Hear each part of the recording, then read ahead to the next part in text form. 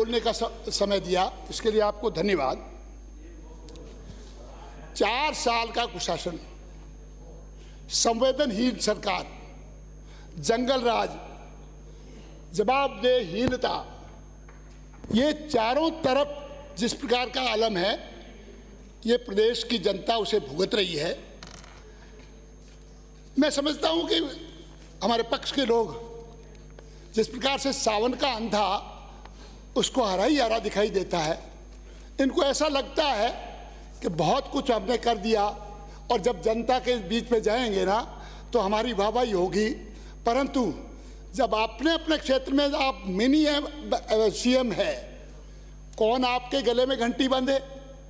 और तब उस समय का इंतजार कर रही है जनता, जब इलेक्शन का शंखनाद हो जाएगा, उस समय जाना आपको पता चलेगा कि क्या क्या आपने किया और किस तरह का आपने विकास किया, वो सारी बातें सामने आ जाएगी। माननीय सभापति महोदय, मैं मेरे क्षेत्र की जल प्रदाय योजनाओं के बारे में आपको वानगी बता देता हूँ। आपने सारे जेजेवाई के ट्यूबवेल जलदाय विभाग को दे दिए, न जलदाय विभाग ठीक कर पा रहा, न उनके पास में बजट है। दुर्भाग्य है मेरे फलोदी का कि 100 ट्यूबवेल आज भी बंद पड़े हैं और एक कॉन्स्टिट्यूंसी में जब 100 ट्यूबवेल बंद पड़े हैं तो आप मान सकते हैं कि उसके जल प्रदाय की, उसकी जल सप्लाई की स्थिति क्या होगी। मैं आपसे निवेदन करता हूं तो कम से कम हमने जब आपको सुपुर्द किया था एक भी ट्यूबवेल बंद नहीं था, और आज आपकी ये स्थिति है कि 100 ट्यूबवेल एक कॉन्स्टिट्यूंसी में बंद है, तो आप अंदाजा लगा दीजिए कि राजस्थान में जल प्रदाय की स्थिति क्या रही होगी। माननीय अध्यक्ष सभापति महोदय, मैं अपनी प्रमुख मांग को मैं भूल जाऊंगा और बाद में आप बैठने के लिए कह देंगे। मैं फलोदी की जनता लंबे समय से, लगभग 1977 से लेकर के फलोदी को जिला बनाने की मांग कर रही है। सभी दलों के लोगों ने एक साथ मिलकर के फलोदी को जिला बनाने के लिए आग्रह किया है। मैं समझता हूं कि आदरणीय मुख्यमंत्री जी, जो हमारे गृह जिले के ही रहने वाले हैं, सहानुभूतिपूर्वक विचार करते हुए हमारे फलोदी को जिला बनाने की घोषणा करेंगे, ऐसी मैं निवेदन करता हूं। माननीय अध्यक्ष महोदय, जल जीवन मिशन प्रधानमंत्री जी की महत्वाकांक्षी योजना है, परंतु ऐसा लगता है कि राज्य के मुख्यमंत्री किसी तरह से इस योजना को लागू नहीं करना चाहते, और लागू करना भी चाहते हैं परंतु वो मजबूर है, उनके पास में अपने हिस्से की राशि नहीं होगी। 3 बार टेंडर होने के बाद उन तीनों बार ही टेंडर को कैंसिल करवा दिया गया। आप अंदाजा लगा सकते हो किस प्रकार से कछुआ चाल ये जल जीवन मिशन चल रहा है। और ये जल जीवन मिशन प्रधानमंत्री जी ने कहा था कि हम 2024 तक हर घर में नल से जल सप्लाई करेंगे, परंतु आपने जैसे संकल्प ले लिया है कि प्रधानमंत्री जी के कथन को झूठ साबित करना हमारा फर्ज है, और इसीलिए आप बार बार उन टेंडर को कैंसिल कर रहे हैं। ये दुर्भाग्य की बात है। माननीय सभापति महोदय, शिक्षा की जो स्थिति है वो किसी से छुपी नहीं है। आप 10वीं से सीनियर कराने की बात करते हो, नई शिक्षा नीति के अंदर 10वीं का स्तर है ही नहीं। आप कह रहे 3500 स्कूलों को हमने सीनियर सेकेंडरी बना दिया। 10वीं का स्तर ही पूरे हिंदुस्तान के अंदर 10वीं की कक्षाएं नहीं रही, सीधी 8वीं से 12वीं क्रमोन्नत होती है। तो आपने क्या किया, तो केंद्र की बात है। आप ये नई शिक्षा नीति के अंतर 10वीं का स्तर ही नहीं है, तो आपने क्या किया? आपको तो करना ही था, आपकी मजबूरी थी और इसलिए आपने कर दिया। और उसके अंदर इंफ्रास्ट्रक्चर नहीं दे पाए, आप शिक्षक नहीं दे पाए। आप शिक्षक नहीं दे पाओगे तो वहाँ के ग्रामीण लोगों की स्थिति क्या होगी, आप अच्छी तरह से समझ सकते हो। क्षेत्र के शिक्षक सभी शहरों के आसपास लगा दिए गए। हमारे वहाँ पर 30 से 35% शिक्षक है और 70% से 65% तक पद खाली है। आप अंदाजा लगा सकते हो कि ग्रामीण लोगों की शिक्षा की स्थिति क्या है। माननीय सभापति महोदय, अंग्रेजी की स्कूलों की बात करते हैं, मैं खुद शिक्षक रहा हूं, मुझे पता है वही शिक्षक जो हिंदी स्कूलों में लगे हुए हैं उन्हीं शिक्षकों को ट्रांसफर करके उसका इंटरव्यू लिया जाता है, थोड़े बहुत ठीक होते हैं उधर लगा दिए जाते हैं। पिछले ही दिनों जब एक आईएएस उनकी जांच करने गया तो पता लगा, कृपया 2 मिनट में समाप्त करिए। अभी तो 2 मिनट नहीं हुए सभापति महोदय, आप थोड़ा सा, कितनों पे मैं शुरू हुआ हूं, मैं 52 पे शुरू हुआ हूं और 54 बार आपने टोक दिया। ये इसीलिए तो मैं कह रहा हूं कि आप मेरे को आप पीछे बोल नहीं देंगे। माननीय महोदय, जिस प्रकार से पेपर आउट का तांडव, मैं आपसे निवेदन करती हूँ, 16 पेपर आउट नहीं हुए। ये पूरे के पूरे जितनी भी परीक्षा आपके समय में हुई है उसमें सारे के सारे पेपर आउट हुए और राज्य के युवाओं को इस प्रकार से अंधेरे के गर्त में आपने झोंक रखा है।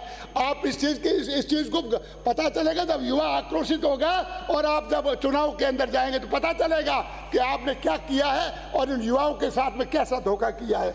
बहुत सारी बात की है, आप 3 से 4 घंटे आपकी बिजली मिलती है, बिजली का पैसा नहीं बढ़ाएंगे, 7-7 रुपए तक टैरिफ लगा रखा है आपने।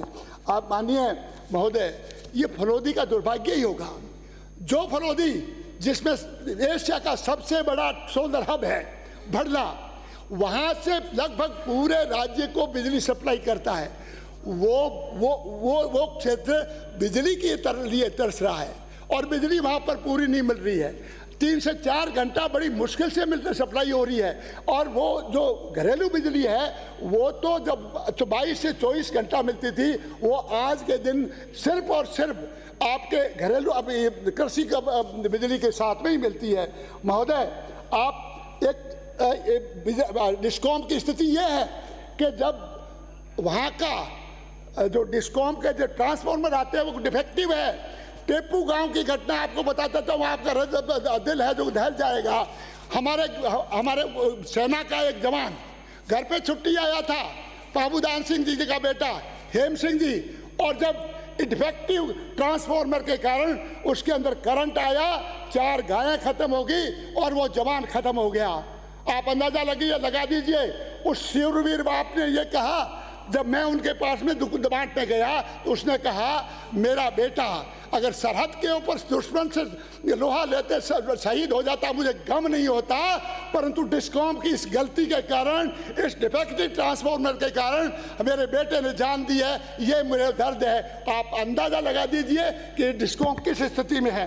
अब बहुत बहुत धन्यवाद। अब क्या 4 मिनट दिया माननीय, 7 मिनट का समय तो पूरा दीजिए, 3 मिनट तो मेरे बचे हुए तो ले दीजिए।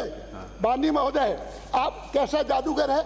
ऐसे जादूगर है कि पहले आपने 3 साल तक आपने वो 10-10 हजार रुपये जो पिछली सरकार ने हमारे दिए थे सब्सिडी के, वो बंद कर दिए और उसके बाद में यानी कि आपने 36,000 आपने वो खा लिए और उसके बाद में 2-2 हजार और बढ़ा करके 24,000 दे दिए 2 साल के लिए। आपने हमारे कितने रुपए खा लिए? आपने 30 से 35 हजार रुपये खा लिए और हमसे ताली भी पिटवा दी और टेबलें भी पिटवा दी और हम वाहवाही कर रहे हैं कि आपने क्या किया। आपसे निवेदन है कि इस प्रकार की जादूगरी आप ना करें। फलौदी का जिला अस्पताल घोषित किया आपने, जिला अस्पताल के नाम पर वहां पर सिर्फ ये बीमार है हमारा अस्पताल। जब पिछले दिनों लोडिया का एक जवान, हमारे वहां का हीरो, वहां का खिलाड़ी, जब वहां पर जा रहा था उसका एक्सीडेंट हुआ, जब उसको जिला अस्पताल में ले गया तो एनेस्थीसियन नहीं, पिछले 1 साल से एनेस्थीसियन नहीं है, सारे के सारे ऑपरेशन वहां पर बंद है और वहां पर 1/3 डॉक्टर्स भी मौजूद नहीं है, पैरामेडिकल मौजूद नहीं है और वो वहां से जो ब्लड बैंक है वो भी काम नहीं कर रहा है। उस ब्लड की कमी के कारण वो रास्ते में जाते अपना दम तोड़ देता है। राहुल गुचिया नाम का लड़का। बहुत बहुत धन्यवाद। इस प्रदेश के अंदर क्या आपकी मेडिकल स्थिति है? क्या सुविधा दे रखी है? कैसा जिला अस्पताल आपने खोल रखा है? ऐसी ही स्थिति सब जगह है। बहुत धन्यवाद। ये एक बात कह करके अपनी बात पूरी करूंगा, एक बात से। माननीय सभापति महोदय, राजस्थान जिस प्रकार से पंजाब उड़ता पंजाब था, राजस्थान आज उड़ता राजस्थान बनता जा रहा है। हमारे वहां पर एमडी, ये गोलियां, नशे की गोलियां हर किराने की दुकान पर मिल जाती है। आज जब वहां का युवा अब तिल तिल आलोक करके लिए मर बेनीवाल। रहा है, हालत खराब है, घरों के अंदर लड़ाई झगड़े हो रहे हैं, माँ बाप किंग करते हुए वोट एक मिनट, देखते हैं। सभी के लिए ये परिस्थिति प्लीज बैठिए, आप प्लीज, इसको हो रोक गया, नहीं पा हो गया, रहे। प्लीज। कोई न कोई बहुत बहुत राजनीतिक धन्यवाद शक्ति आपका। उनके पीछे लगी हुई बहुत बहुत है धन्यवाद। और उसके Thank you। सपोर्ट के कारण वो सारा हो रहा Thank you very है। much। माननीय सभापति महोदय, धन्यवाद। इसको रोकने की आवश्यकता है। देखिए- धन्यवाद। जय भारत।